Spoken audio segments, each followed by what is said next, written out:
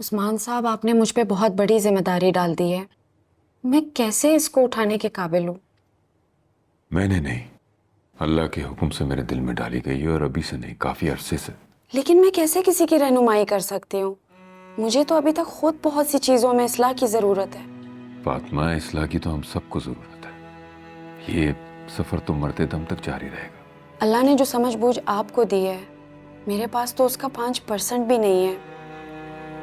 میں کیسے آپ کی جگہ لے سکتی ہوں؟ اور مجھ سے پہلے آپ کے اور بھی بہت سے شاگرد ہیں جو مجھ سے کہیں زیادہ علم رکھتے ہیں.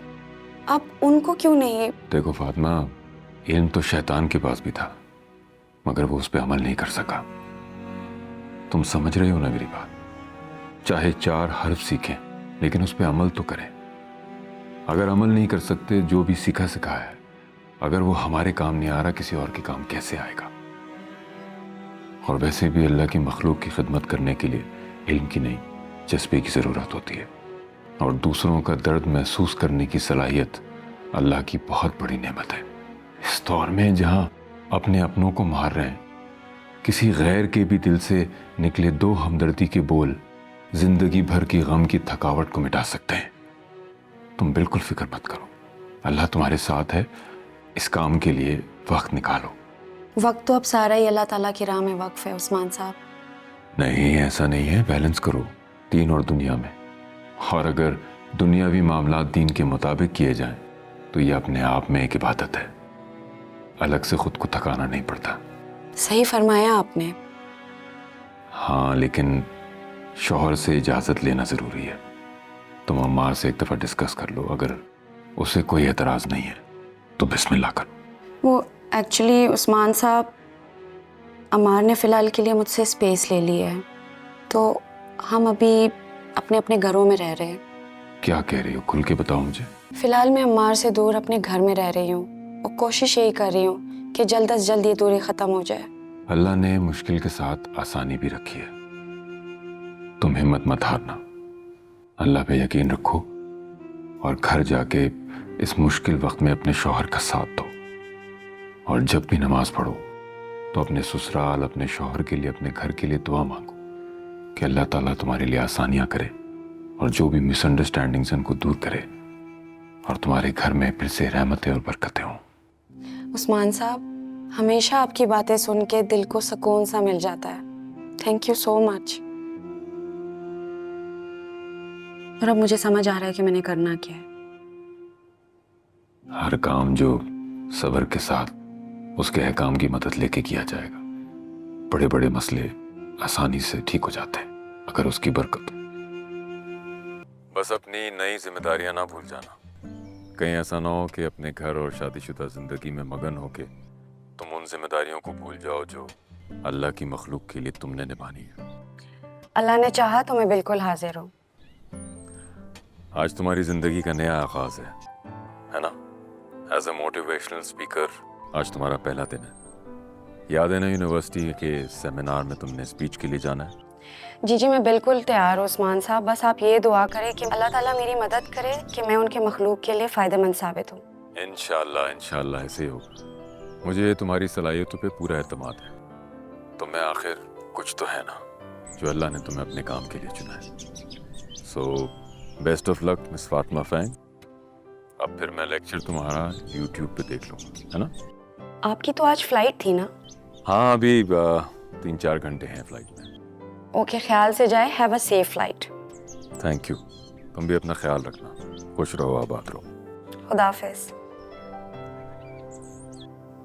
انسانی قدر، انسان کی قدر کرنا. قدر کیا چیز ہوتی ہے؟ قدر تو کسی چیز کی بھی ہو سکتی ہے. قدر ہماری کوئی امپورٹنٹ چیز جس سے ہم بہت زیادہ پیار کرتے ہیں، اس کی بھی ہم قدر کرتے ہیں. تو ویسے ہی ہمارے رشتوں کی قدر، جیسے ہمارے ماں باپ ہے، ہمارے بہن بھائی ہے، تو ہم جب وہ زندہ ہے ہم اس ٹائم پہ ان کی قدر کریں. جب وہ چلے جاتے تو وہ کہتے کہ کاش یہ بندہ نہیں جاتا، کاش یہ میرے ساتھ رہتا. ہم ان کی زندگی میں ان کو کبھی بھی نہیں بتا سکتے کہ ہم ان سے کتنا پیار اور ان کی کتنی قدر کرتے ہیں. جیسے ہی ہمارے پیارے اس دنیا سے چلے جاتے ہیں تو ہمیں ان کی قدر ہونا شروع ہو جاتی ہے کہ یار وہ بندہ تو اچھا تھا. اسی طرح ہم نفرتوں کا اظہار کرنے میں کبھی دیر نہیں لگاتے. لیکن اپنی محبت کا اظہار کرنے کے لیے ہمیں بہت ٹائم لگتا ہے، ہمیں بہت لڑنا پڑتا ہے اپنے آپ کے ساتھ کہ ہم اس پیار کو ایکسپریس کر سکیں.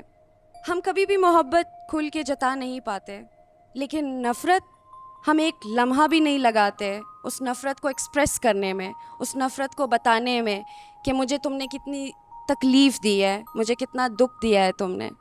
یہ ہمارا ایگو ہے، اور جو لوگ اپنے ایگو کا ساتھ دیتے ہیں وہ زندگی میں کبھی بھی کامیاب نہیں ہو سکتے.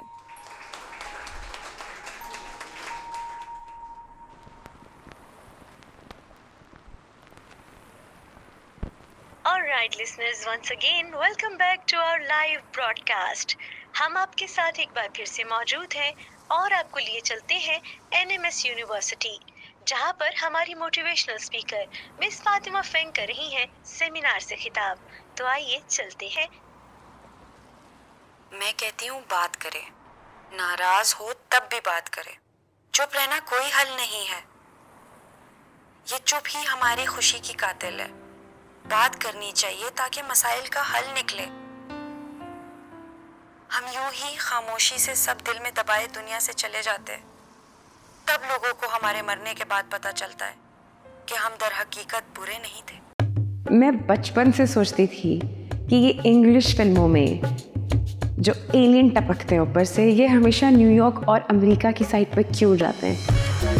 یہاں لاہور، موچی گیٹ، پاکستان کیوں نہیں آتے؟ اینڈ لٹل ڈڈ آئی نو کہ ایک دن میں خود ایلین بن کے کہیں پہنچ جاؤں گی، جہاں سب میرے لیے اور سب کے لیے میں ایلین ہے. کب تک خاموشی ہتھیلی پہ رچائے ہم، کبھی نہ کبھی تو بولے گا.